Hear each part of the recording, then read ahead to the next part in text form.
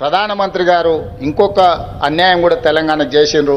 పద్మశ్రీ అవార్డుల కోసం కూడా తెలంగాణ సమాజానికి ప్రతీకలైన గద్దర్ గారి పేరు రాష్ట్ర ప్రభుత్వం నుంచి మేము ప్రతిపాదన ఇచ్చినాం. కేంద్ర ప్రభుత్వం గద్దర్ ను అసలు పరిగణలోకే తీసుకోకపోవడం అనేది ఇది మన తెలంగాణ సమాజానికి కొంత బాధ కలిగించే అంశము.